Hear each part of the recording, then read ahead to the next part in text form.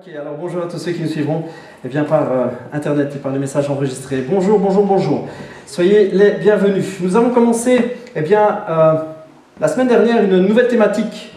J'ai intitulé ça de la parole aux actes, ou des paroles aux actes, parce que l'Église, c'est pas juste du blabla. L'Église, c'est pas juste des belles paroles. C'est même pas que c'est pas juste, c'est pas des belles paroles. L'Église, ce sont des actes, ce sont des prises d'action, ce sont des actions et ce sont des gestes, ce sont des choses que l'on fait. L'Église, ce n'est pas quelque chose de statique. L'Église de Jésus-Christ, ce n'est pas un club simplement pour se sentir bien, ce n'est pas quelque chose de... Faites comme si je n'étais pas là. Ce n'est pas... je me suis trompé avec mes feuilles, c'est pas grave, je me suis trompé avec les feuilles. C'est pas un gros souci. L'Église, c'est quelque chose d'actif. On se met en mouvement, on coupera la caméra, ne vous inquiétez pas, on coupera au montage.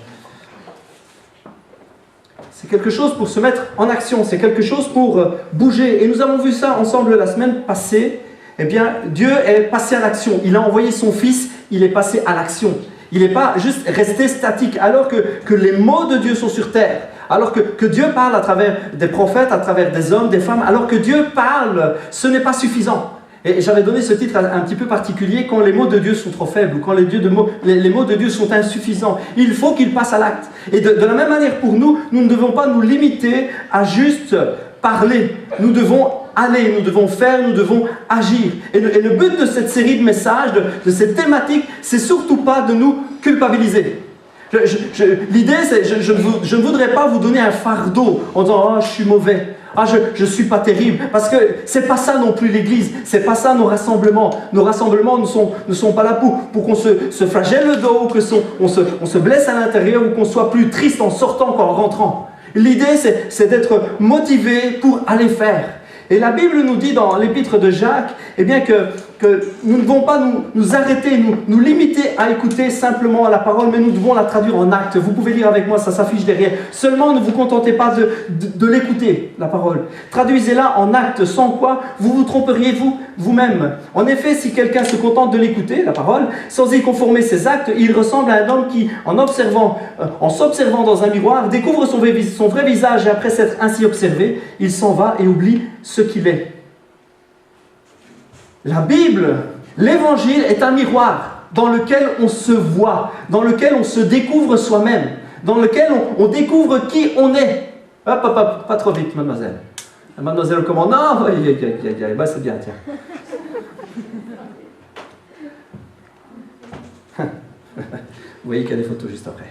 La Bible, l'Évangile, est un miroir, c'est quelque chose qui donne un reflet. Nous pouvons y découvrir qui nous sommes. Et avec le cœur de Dieu, avec la pensée de Dieu, nous pouvons découvrir qui nous sommes pour lui et comment il nous voit. Mais Jacques insiste très très fort et très très vite sur le fait que ce n'est pas au travers de la loi, que ce n'est pas au travers d'efforts personnels, mais c'est au travers de quelque chose qui nous libère. Les mots doivent s'afficher en grec, pas les photos, les mots. Merci. Je m'arrangerai avec elle après, c'est ma femme. Jacques va dire ceci. La personne se regarde, la personne voit comment elle est.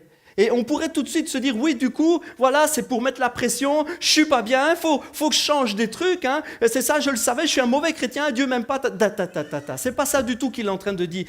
Après s'être observé s'il s'en va et qu'il oublie qu'il est, ça ne lui sert à rien. Mais au contraire, si cet homme scrute la loi parfaite, la loi de la liberté ou la loi qui donne la liberté, et qu'il demeure fermement attaché ou fidèlement attaché, waouh, cet homme est heureux dans tout ce qu'il fait. Il va dire, Pasteur Michael, tu viens de dire que ce n'est pas par rapport à la loi. Oui, parce que les mots sont importants. La loi parfaite, dans le texte originel, la loi parfaite, c'est télios. Téléios, ça veut dire accompli, amené à sa fin. C'est la loi accomplie. Ça vous dit rien, ça? Jésus est venu accomplir la loi. Et c'est ce mot-là, quand la Bible dit Jésus, quand l'Évangile dit Jésus est venu accomplir la loi, il est venu téléios la loi. Il est venu la porter à sa fin. Il est venu l'amener à son accomplissement final. Il est venu y mettre un terme, clairement, en français. Il est venu y mettre un terme. Et l'autre partie, la loi parfaite qui donne la liberté, ou la loi parfaite, la loi virgule de la liberté, c'est éleuthéria. Eloteria, libre, liberté, libre de faire ou de penser, libre, affranchi, sans obligation, un esclave rendu libre, quelqu'un qui n'est plus esclave, quelqu'un qui est exempt. Il est en train de dire que face à ce miroir, si on plonge ses regards dans la liberté que nous donne Jésus, dans l'affranchissement que nous donne Jésus, dans la loi de Jésus, pas la loi mosaïque, mais la loi de Jésus, quand nous sommes, par rapport à ce reflet, quand nous sommes amenés à la liberté, alors nous sommes joyeux, alors nous sommes dans la joie, alors la vie change, alors il y a une œuvre qui se fait. Parce qu'on peut être tenté dans toutes ces choses de vouloir le faire soi-même. Première photo, vous allez voir un pasteur au lever au matin. Voilà, ça c'est moi au matin. La Bible est un miroir. Voilà la tête qu'on peut avoir le matin. Un moment de honte est très très vite passé, ne vous inquiétez pas. Ça c'est la tête que je peux voir quand je regarde la Bible et que je dis « Wouh !» Oh punaise, ça c'est de la tête. Hein? Et puis je peux oublier ça et sortir avec cette tronche-là dans la rue. Vous imaginez le résultat. Ça ne sert absolument à rien. Je me vois, wouh, et puis je continue. Ça ne sert à rien, ça n'apporte rien. Ou alors je peux essayer de le faire moi-même. Vous voyez ce que ça donne quand on essaie de le faire soi-même. C'est juste catastrophique, la photo suivante. Je peux essayer de le faire moi-même. Je peux essayer de m'arranger la barbe et les cheveux et je tire sur la barbe et le peigne qui reste coincé. C'est juste, ça c'est quand vous essayez de le faire vous-même. Do it yourself. Fais-le toi-même. Ça n'apporte quasi pas de résultats ou que des très mauvais résultats. Mais la Bible nous dit que si on veut changer, c'est une loi de liberté, la loi de Christ, la loi qui nous rend libres. Et c'est à travers l'action de Dieu. La Bible nous dit que Dieu se déplace lui-même, que Jésus vient, que le Saint-Esprit, ou même parfois les anges viennent nous assister. Et parfois, la Bible nous envoie des petits anges. Et ils viennent nous aider. Hein? C'est extraordinaire. Et quand eux font le travail, regardez comme je suis bien coiffé. On ne voit pas, hein? Non, ça. Bon, cela ne s'éteint pas. Voilà, quand eux font le travail, quand on laisse faire le travail par Dieu, par Jésus, par son Saint-Esprit, le travail est bien fait. Ça, ce n'est pas la religion, ça c'est « je le fais pour toi ». Slide suivant. I did it ou I do it for you. Je le fais pour toi, je le fais à ta place, je te change. Alors que nous plongeons nos regards dans la parole, dans les mots de Dieu, dans l'évangile, alors que nous essayons de voir qui nous sommes, la Bible nous dit que le reflet que nous recevons peut être changé. La vision que nous avons de nous-mêmes et notre être intérieur peut être changé si nous laissons Dieu agir. Pas si nous faisons l'effort de nous changer nous-mêmes, mais si nous laissons Dieu agir, nous aurons un super résultat. Jugez-en par vous-même. Le super résultat que veut nous donner la Bible, et Jacques est très clair là-dessus. Jacques explique que l'Évangile, que la Bible, que de passer des paroles aux actes, ce n'est pas faire de gros efforts sur soi-même, ce n'est pas juste se regarder et dire « Oh misère, je n'y arriverai jamais », c'est de se voir et de dire « Ok, je vais laisser Dieu agir ». Je vais laisser Dieu agir pour passer de juste une religion, de juste des mots. Je vais laisser Dieu agir dans ma vie pour que je passe d'une religion, d'une règle ou d'un ensemble de règles à une vie, à quelque chose de vivant, à quelque chose qui va me changer. On va voir ensemble quelques aspects de cela sur 2 points. Nous sommes appelés à faire reculer la souffrance et le mal, premier point. Et nous sommes appelés à devancer l'appel et le cri des autres. 2e point, parce que l'amour doit être actif. Et si nous regardons dans la parole et si nous observons l'évangile, nous devons être transformés par Jésus. Nous devons être transformés par lui. Et nous sommes appelés à faire reculer le mal, reculer la souffrance. Nous sommes appelés à avoir un amour actif, un amour qui agit, un amour qui fait des choses, pas un amour qui reste passif et qui file une claque sur le dos de son frangin en disant « Sois béni, va en paix, que Dieu te bénisse, cool ». Mais un amour qui est actif et qui fait reculer le mal et la souffrance. Pourquoi ? Parce que Jésus a tout porté. Parce que Jésus sur la croix a porté toutes les souffrances. Toutes de chez toutes. Toute maladie, toute souffrance morale, physique. Et je sais qu'il y en a beaucoup qui pensent que à la croix, Jésus a surtout, voire principalement, voire exclusivement, porté les souffrances du cœur. Il dit oui, il s'est chargé de nos maladies du cœur. Il s'est chargé de nos souffrances du cœur. C'est pas possible que Jésus ait porté toutes les maladies. La Bible est claire là-dessus. Je voudrais juste faire une parenthèse par rapport à ça. La Bible est claire. Dans Ésaïe 53, la Bible nous dit ce sont de nos souffrances, ce sont nos maladies qu'il s'est chargé.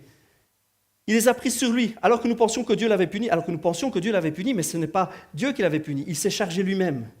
Mais c'est pour nos péchés qu'il a été percé, c'est pour nos fautes qu'il a été brisé. Le châtiment qui nous donne la paix est retombé sur lui. Et c'est par ses blessures, ou ses meurtrissures, ou ses bobos, ou ses blessures sur son corps que nous sommes guéris. Et on pourrait croire, oui, mais tout ça, c'est du cœur. C'est du cœur. Alors, je voudrais vraiment qu'on soit clair là-dessus. Le texte nous parle des souffrances et morales et physiques. C'est clair. Les mots sont très clairs. Maladie, dans le texte original, c'est coli. Coli veut dire maladie, souffrance, mal, douleur. Physiquement, c'est clair. C'est la première des choses. Il s'est chargé de nos maladies, de nos colis. Colis, ça n'a rien à voir avec colique, hein, mais c'est maladie, mal, souffrance, douleur. Et le mot qui suit après, qui est traduit par souffrance, c'est makob. Makob veut dire douleur, souffrance. Et sa racine veut dire souffrir, ruine, faire une plaie, douleur, affliger, attrister, déchirer. Donc, on a vraiment les deux sens. On pourrait tourner ça dans tous les sens qu'on voudrait. On a les deux sens que le mal peut représenter, un mal physique et un mal psychologique, ou un mal intérieur, un mal de cœur. Jésus a pris toutes sortes de souffrances. Alors, j'ai entendu un jour quelqu'un qui a fait une super réflexion. Ouais, mais pas celle des femmes, vu que c'était un homme. Ah bon? Ben oui, si Jésus a pris les souffrances, forcément, il n'a pas pu prendre le cancer du sein. Il n'avait pas de sein. Et puis, il n'a pas pris la douleur, vous savez quoi, de chaque mois. Il n'a pas pris ces douleurs-là, vu que c'était un homme. Pipo, il a tout pris. Il a pris tout le poids que peut représenter les douleurs, même pour vous, mesdames. Il a pris toutes les souffrances. Il a tout porté à la croix. Il en a pris le poids. Il en a subi la peine et la douleur. Il a payé, il a aimé. Dieu a agi. Le Créateur est passé à l'action pour nous. Et nous sommes envoyés pour faire reculer le mal. Et les difficultés auxquelles nous allons faire face, Jacques nous explique. Jacques nous explique que les difficultés auxquelles nous allons faire face jour après jour vont rendre notre amour actif. Je m'explique. Quand on lit le texte de Jacques, on voit que Jacques va dire ceci. Je pense que ça peut s'afficher. « Mes frères, quand vous passez par toutes sortes d'épreuves, considérez-vous comme heureux. » Tiens. Car, vous le savez, la mise à l'épreuve de votre foi produit l'endurance. Mais il faut que votre endurance aille jusqu'au bout de ce qu'elle peut faire pour que vous parveniez à l'état d'adulte et soyez plein de force, des hommes auxquels il ne manque à rien. Déjà, dire qu'on est content dans les maladies, dans les souffrances, c'est quand même un petit peu fort en chocolat. C'est quand même un petit peu presque exagéré. Ou alors on ne comprend pas bien. Parce que l'idée qu'on a souvent, c'est « Dieu me frappe ». Ah oui, si je passe par des épreuves, c'est Dieu qui me les envoie. Ok, donc il faut que je reçoive des coups pour que je m'améliore. Non, c'est pas ça. C'est pas ça du tout. Et la Bible est très très très claire là-dessus. Jacques est très très très clair là-dessus, parce que juste quelques phrases plus loin, il va l'expliquer. Parce que vous savez quoi, on serait tenté de super vite glisser là-dessus. On serait tenté de tout de suite penser, ben oui, c'est bien ce que je pensais. Dieu a permis cette maladie pour lui faire comprendre qu'il doit changer d'attitude. Dieu a permis cette maladie ou ce mal, ou cette souffrance, ou cette perte d'emploi, je ne sais. Il a permis ça pour qu'il change d'attitude, parce que peut-être il y a quelque chose qu'il fait qu'il ne devrait pas faire. Peut-être il a des pensées qui ne sont pas bonnes. Peut-être il a je sais pas moi, il a un caractère qui n'est pas bon. Dieu veut le changer et pour cela, Dieu le punit. On serait très très vite tenté de penser cela. Et Jacques explique directement que personne devant la tentation ne dise « c'est Dieu qui me tente ». Car Dieu ne peut être tenté par le mal, impossible, et il ne tend lui-même personne, impossible. Lorsque nous sommes tentés, ce sont les mauvais désirs en nous, c'est notre nature, c'est la vie, c'est le mal, c'est ce que nous portons en nous, et ça nous attire, et ça nous séduit. Personne devant la tentation ne peut dire « c'est Dieu qui me tente ». Vous me direz « ah ouais, mais pasteur Miguel, un côté c'est l'épreuve, un côté c'est la tentation, c'est pas le même. Hein. Et le loup, c'est pas le même, hein. D'un côté tu as l'épreuve, d'un côté tu as la tentation. L'épreuve est permise par Dieu, la tentation c'est... Non. Vous savez pourquoi ? Dans le grec, c'est le même mot. Hein? C'est le même mot, c'est la même racine, c'est exactement la même chose. Épreuve, peirasmos, ou pirasmos. Tentation, avoir tenté, épreuve, mis à l'épreuve, éprouvé. Ok, éprouvé. Tentation, peirazo, tiré de peirasmos. C'est la même racine, c'est exactement le même mot. Tenter, tentateur, éprouver, être tenté, s'examiner, mettre à l'épreuve. C'est la même chose. On parle dans les deux cas d'être face à quelque chose qui nous heurte. C'est exactement la même racine de mots, c'est la même pensée. On ne peut pas considérer que les épreuves que nous rencontrons, que les problèmes, que les difficultés, que les douleurs que nous rencontrons, c'est Dieu qui nous les envoie pour nous dresser, pour nous remettre sur le droit chemin. Non, Jacques est clair là-dessus, il nous dit, c'est ce qui est en nous, c'est les mauvais désirs, ça veut dire quoi ça? C'est notre nature, c'est la vie elle-même, c'est le mal lui-même. Alors que le mal est là, alors que nous sommes en contact avec ce mal, il y a des épreuves auxquelles nous faisons face, et ce n'est pas que Dieu le veuille, c'est que dans notre liberté d'être humain, Dieu laisse faire certaines choses, il laisse aller, et ce sont des occasions de voir sa main à l'œuvre, ce sont des occasions de voir briller la puissance de la croix, ce sont des occasions où nous allons voir Dieu agir. Voilà ce qu'il nous dit, et ça va nous faire devenir des hommes adultes. Voilà ce qu'il dit. Des gens et des hommes, des femmes pleins de force, auxquels il ne manque rien.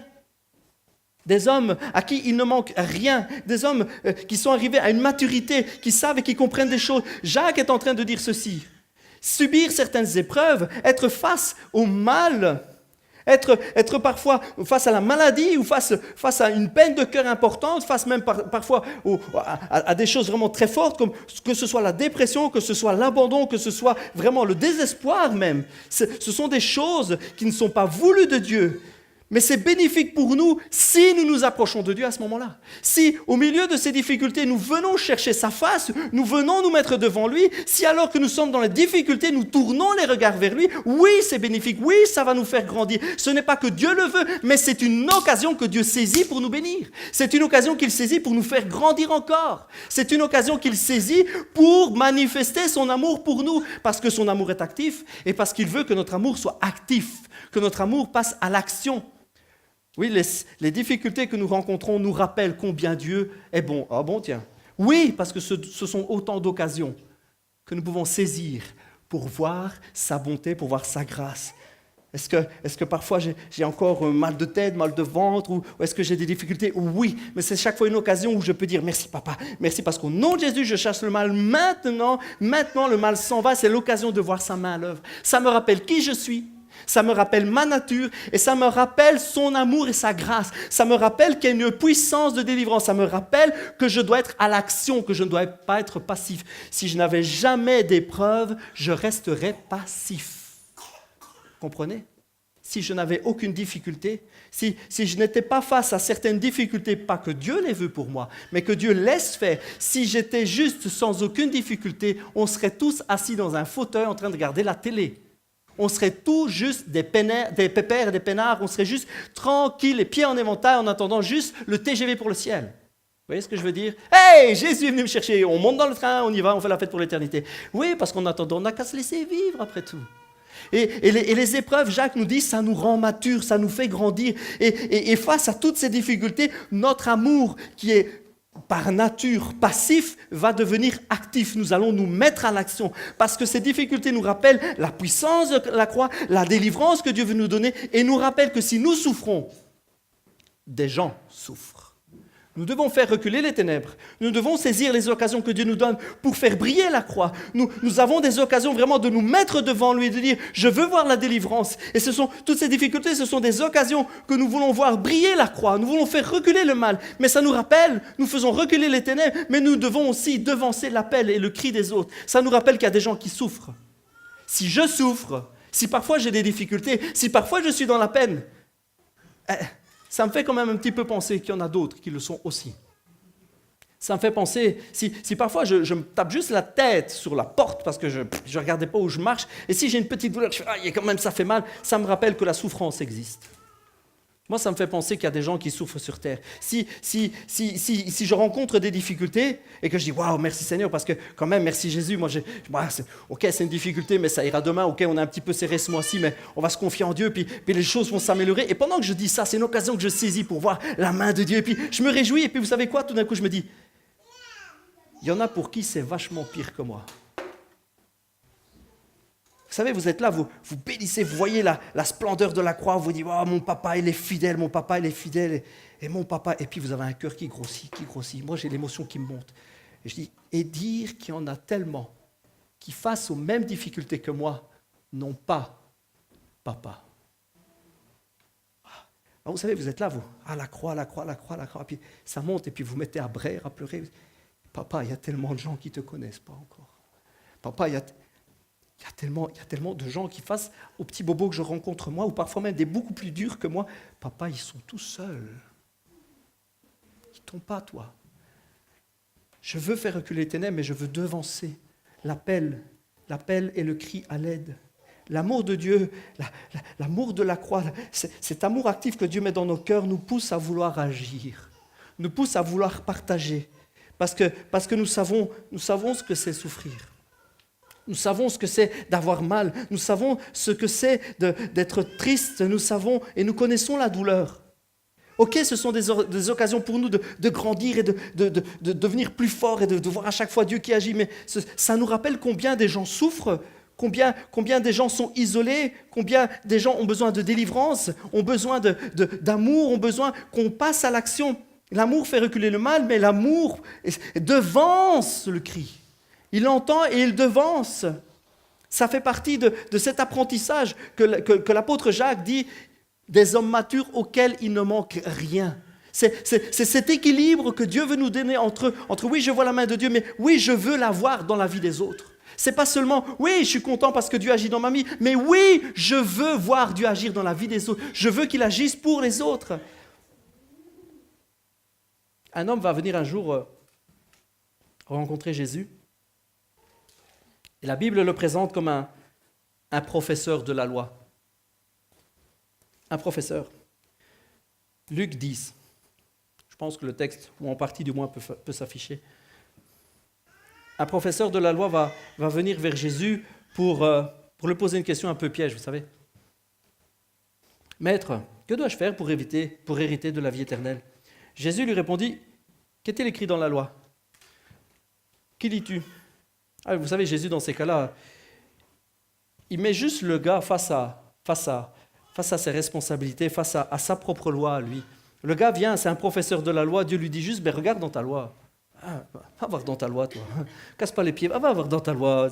Tu viens là, tu penses que tu vas me piéger, va voir dans ta loi. Il dit, dans la loi, qu'est-ce que j'y lis? Tu aimeras le Seigneur ton Dieu, de tout ton cœur, de toute ton âme, de toute ta force, de toute ta pensée. Et aussi ton prochain comme toi-même. Mais bon, ça c'est un détail. Tu as bien répondu, lui dit Jésus. Fais cela et tu vivras. Oh, mince. Mes dieux, ça je comprends. Mon prochain, c'est qui? C'est qui mon prochain? Là, on va le coincer, qui se dit. On va coincer Jésus parce que le prochain, pas facile à définir, prochain. Parce que, est-ce que c'est quoi? C'est le cousin? C'est le beau-frère? Je ne vais pas dire ma belle-mère parce que je dis toujours ma belle-mère. Donc, mon beau-père, c'est quoi? C'est les voisins qu'on aime bien? C'est les collègues? C'est quoi? Parce que c'est pas infini quand même. Hein. Les prochains, c'est un cercle de connaissances. Jésus va lui expliquer.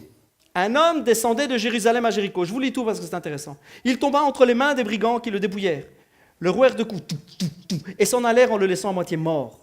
Un prêtre, un homme de loi, un homme d'église, qui passait par hasard par là, vit cet homme et passa à distance. De même aussi un lévite, un homme de l'appel, un homme choisi, un homme élu, qui passait par là. Il le vit aussi et passa à distance. C'est pas qu'il passe en disant, non, il passe à distance. Je ne veux pas le voir. Mais un Samaritain qui voyageait et qui arriva près de lui fut rempli de compassion lorsqu'il le vit. Il s'approcha et banda ses plaies en y versant de l'huile et du vin. Comme il ne connaissait pas d'autres recettes que cela, mais il versa de l'huile et du vin. Puis il le mit sur sa propre monture, c'est-à-dire que lui va marcher. Le conduisit près dans une auberge et prit soin de lui. Le lendemain, à son départ, il sortit les pièces et le donna à l'aubergiste en disant « Prends soin de lui et ce que tu dépenses en plus, je te le donne quand je reviens. » Lequel de ces trois te semble avoir été le prochain de celui qui était tombé au milieu des brigands, lui demande Jésus. Puisque toi, t'es prof, vas-y maintenant. Celui qui a agi avec bonté envers lui, répondit le professeur de la loi. Et Jésus va lui répondre, va, agis, idem. Agis de la même manière, toi aussi. Jésus lui dit juste que la sphère du prochain, c'est la terre.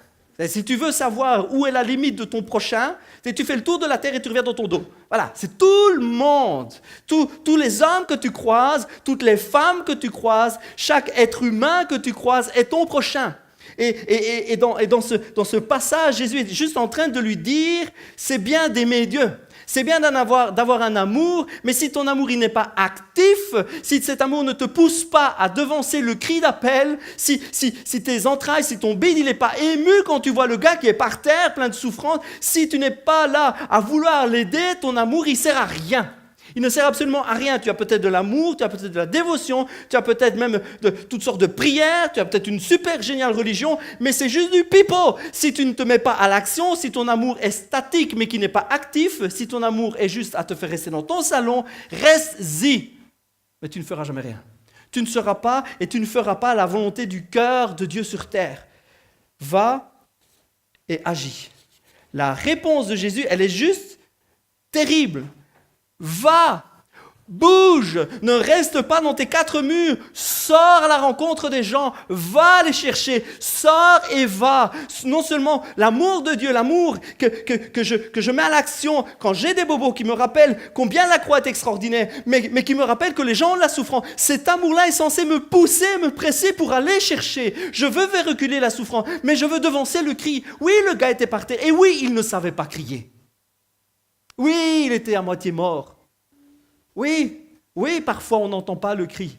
Oui, parfois c'est pas visible. Oui, parfois il faut bien observer. Oui. Et oui, on aura des bonnes excuses. Oui, parce que c'est pas possible, parce qu'il y avait le travail, parce que c'était le week-end, parce qu'il pleuvait, et parce qu'on avait froid. Oui, parce que dans notre ville il n'y a pas tellement. Oui, mais cherche un petit peu. Oui, j'ai pas entendu. Devance le cri. Va plus loin que cela. Ne t'arrête pas juste à. J'ai rien vu.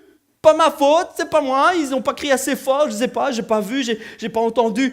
Devance le cri. Le passage ici nous montre que même si la personne n'est pas capable de demander, n'est pas capable de crier au secours, l'amour actif nous fait aller chercher même ceux qui n'appellent pas.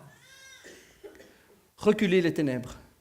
Jésus ne dit pas, oh, attends, reste bien au chaud, 4 murs dans ton salon, dans ton sofa, tranquille. Attends qu'il t'appelle à l'aide, attends qu'il demande, surtout pas faire de toi-même. Voilà ce qu'on entend dans tellement d'églises, ne fais pas de toi-même, parce que si tu fais de toi-même, si ce n'est pas Dieu qui, c'est ton grain de sel, ça ne va pas, tu le fais à ta sauce. Combien de fois on dit ça? Et vous savez, il y a même des passages qui sont spécialisés pour ça. On va voir ceux qui connaissent. Homme de Dieu, la mort est dans le pot. Je ne me moque pas. Qui connaît ce passage? Homme de Dieu, la mort est dans le pot. Ah, ça, tu as voulu faire à ta sauce, tu as voulu faire toi-même. Il y a la famine. Ah, c'était une histoire il y a longtemps, quelques milliers d'années. Il y a la famine, puis il y a tous les fils des prophètes, là, ceux qui sont dans l'appel, ceux qui servent Dieu. Et puis il y a le prophète, il y a Élie. Élie et Élisée. Il est là, ils sont dans le salon. Salon cuisine, je vous rappelle qu'il n'y avait pas 36 000 pièces dans une maison à l'époque, ils sont là dans le salon. Et puis il dit, Élisée, on a faim quand même, je veux bien, mais on vit de connexion. Ok, d'accord, on ne connaît papa, mais on a faim aussi, il faut remplir l'estomac. On remplit le cœur, mais il faut un moment remplir l'estomac. Et face à ça, il y a Élisée. Il y a une parole de Dieu à ce moment-là, une parole de connaissance. Il dit, mettez de l'eau dans le pot. Mettez de l'eau dans la marmite et mettez-la sur le feu. On s'exécute, je ne peux pas que je te mette de l'eau et que je la mets sur le feu, que je mets le feu, je chauffe, je touille, mais ça sent l'eau chaude. C'est pas génial, ça sent l'eau chaude. Et quoi? Je ne sais pas. Je vous le lis d'une manière différente, je sais. Tout le monde ne le lit pas comme ça. Moi, ce que je vois là, c'est Élisée, il est arrivé au bout de ce qu'il pensait, de ce qu'il avait reçu, et puis il attend, il ne sait pas quoi faire. Il est là et la Bible nous dit qu'à ce moment-là, il y en a un qui dit, et si j'allais chercher des coloquins sauvages? Vous connaissez le passage. Coloquins, ça ressemble à une sorte de concombre. J'étais voir, c'est une sorte de concombre comme ça. C'est un goût fade, c'est pas super bon, mais bon, mais c'est pas mauvais. C'est juste pas top. Et puis, il sort, il en coupe tout plein, il les balance dans le pot. Et puis on goûte, on dit, bah, c'est dégueu, c'est pas possible, on va mourir avec ça. On va mourir. Et tout le monde s'évertue à dire, voilà, il fallait pas gâcher la soupe. Si on avait fait confiance au Seigneur, ben la soupe, elle était bonne. C'était de l'eau.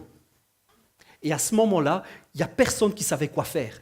Remarquez que dans les maisons de l'époque, il n'y avait pas salon, petit salon, arrière-cuisine, arrière-arrière-cuisine, sortie, grande cour. Non, quand il est sorti, il était devant tout le monde. La pièce de vie, c'était la pièce dans laquelle on faisait à manger. C'était la pièce où tout le monde était là. Et Élie était là. Et alors, qu'est-ce qu'on fait, Élisée, avec l'eau chaude là? Je ne sais pas. Et puis, ils ont dit, mais qu'est-ce qu'on fait? Puis on a dit, mais j'irai bien chercher des cols. Ben, va. Voilà comment je le lis, moi. Va, et puis il va, et puis il revient, et puis il les tape dedans, devant tout le monde. Hein. C'est pas qu'il a fait ça. Ils m'ont pas vu. J'ai fait semblant de rien. Oh, regardez un oiseau. Oh, j'ai pas vu, ils m'ont pas vu. Et puis il coupe les concombres, et puis hop, papa, c'est pas moi. Non, il le fait devant tout le monde, et tout le monde se dit, ouais, ok, c'est une bonne initiative, ça ressemble à du concombre. Tant qu'à faire, ça a l'air bon. Et puis quand il goûte, c'est juste dégueu. Ah, on va mourir. Et puis là, deuxième parole de Dieu. Mais de la farine. Hey! Dieu me parle, et puis ils mettent, et puis ils disent, waouh, c'est délicieux. Et tout le monde dit, ah ouais, il a fallu qu'Élisée corrige la sauce. Non, les choses se sont complétées. Il y a d'abord une parole, il y a d'abord, il faut passer à l'action, mais on ne sait pas trop quoi faire. On commence un truc et puis on ne sait pas. Et puis il y en a un qui dit, je sens qu'il faut faire un truc. Et il y va, de bon cœur. Il y va parce que Dieu lui pousse. Il a un esprit, puis quand il met, il dit, c'est pas super bon. On attend la suite. C'est pas qu'il a tout gâché, on attend la suite. Et puis après, puis ça y est, maintenant, Dieu vient compléter la main, vient compléter le travail commencé, vient compléter la bonne volonté. Le gars, il n'était pas de mauvaise volonté. Il l'a même pas fait dans le dos des autres. Il l'a même pas fait cacher. Il s'est même pas fait gronder par Élisée. Vous voyez ça où? Vous voyez où que le gars, il dit, ah, c'est pas bien, gamin. Il fallait pas faire ça. Non. Ils sont là, ils voient. Et puis, une fois que Dieu vient finaliser la chose, quand Dieu vient apporter, vient accomplir, tout d'un coup, c'est super bon comme repas. Et puis tout le monde mange. On n'a pas la suite, hein. Mais moi j'imagine la suite. Et vous savez quoi? Tout compte fait, les colquins. C'est bon, mais c'est bon, en fait, c'est bon, on ira en rechercher. C'est délicieux. Passer à l'action. Avoir des initiatives. Ne pas rester coincé dans ces quatre murs. Ne pas rester juste à attendre. On verra ce que Dieu va nous dire. Et puis on attend. Ouais, mais Dieu va nous dire, Dieu va nous dire. Puis les années passent. Oh, mais Dieu va nous dire. Puis les années passent tellement que c'est. Oui, Dieu va nous dire. Et on n'a rien fait. On n'a rien fait. Les années passent, les jours passent, et on dit, oh, Dieu va nous parler, passe à l'action. Fais des choses, fais et suis le cœur que Dieu réveille en toi. Sois un amour actif. Va, cherche, produis, et des initiatives. Sors de tes quatre murs. Ne reste pas coincé dans ta cuisine, ne reste pas coincé dans ton église, ne reste pas coincé le derrière sur ta chaise. Va, sors et fais quelque chose. Et tu sais quoi? Alors que tu feras, Dieu va accomplir des choses, alors que tu vas devancer, alors que tu vas avoir un cœur à l'action, alors que tu vas vouloir aller chercher, dites amen si ça vous plaît, si tu vas chercher des coloquintes, si tu vas chercher quelque chose à bouffer, si tu mets ton cœur à agir, Dieu va compléter, Dieu va venir même rendre ça parfait, rendre ça délicieux, il va venir et terminer la chose, et ça va être extraordinaire. Et si le gars n'était pas allé chercher les coloquintes, si le gars n'était pas allé chercher les concombres, hey, vous pouvez vous poser la question, hein. Moi je me suis posé la question quand j'ai lu ça. Parce que vous savez quoi? Je pense que quand ils ont mis l'eau, ils ont goûté. Et que c'était juste de l'eau chaude. Moi j'en suis sûr. Ils ont goûté, c'était juste de l'eau chaude. Ah, il y en a qui me diront, non, tu ne peux pas lire le passage comme ça, c'est pas vrai, c'est pas vrai. Hey, on n'a juste pas l'info. Quand moi je lis ça, je vois juste qu'il n'y a personne qui a été contre celui-là et que Dieu ne l'a même pas reproché, que c'est juste extraordinaire comme un cœur qui a le désir de faire quelque chose, un homme de Dieu qui a une parole, et puis ça se complète parfaitement. Ça se complète parfaitement. Nous sommes appelés à faire bouger. Nous sommes appelés à sortir. Nous allons lancer les sorties en ville.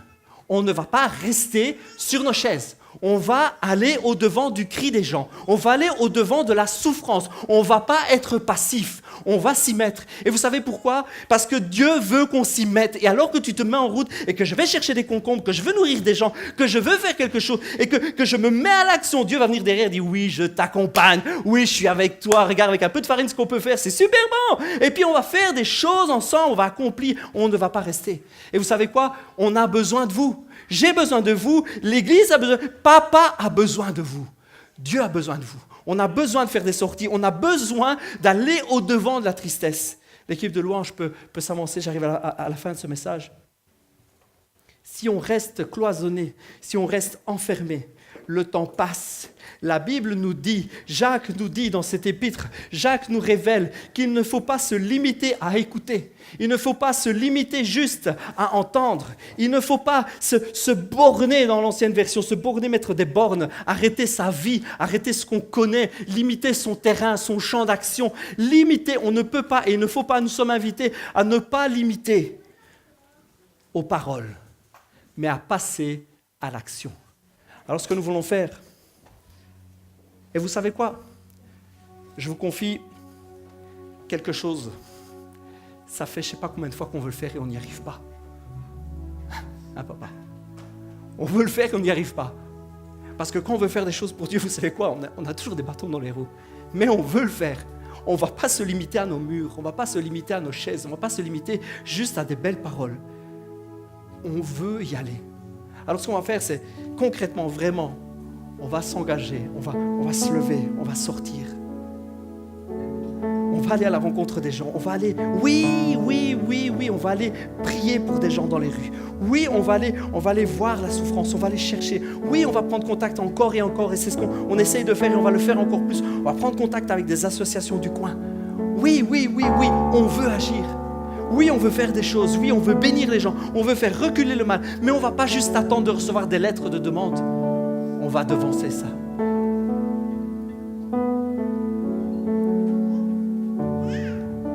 On va faire ça. Et je vous demanderai si le cœur, si votre cœur est touché, si ce message-là, ça remue votre cœur, de venir vous inscrire. Pas maintenant, mais à la sortie. Simplement dire, voilà, moi, j'aimerais le faire, ok, j'ose pas, ok, je sais pas comment, mais j'ai envie de le faire. Je veux un amour actif. Je sais pas comment on fait pour aller prier pour les gens, je sais pas comment ça se passe, je sais pas bien parler. Pas grave. Dieu, quand tu sors, quand tu te mets à l'œuvre, Dieu complète.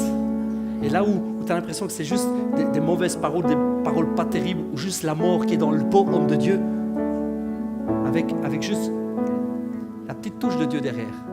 Waouh, ça devient quelque chose d'extraordinaire. Alors on va s'engager, on va le faire, on veut faire des sorties toutes les semaines, tous les week-ends. On veut sortir dans les rues. Et peut-être ce ne sera pas toutes les semaines à Soigny, ok, on verra. Mais on s'engage, on veut le faire, on veut devancer le cri et on veut faire reculer le mal. On va chanter un dernier chant, on l'a chanté la semaine passée. Un chant qui dit « Abba Père, je suis à toi ». Et on va se laisser transformer par Jésus. On ne va pas essayer de le faire soi-même, de se coiffer. On va laisser Dieu agir.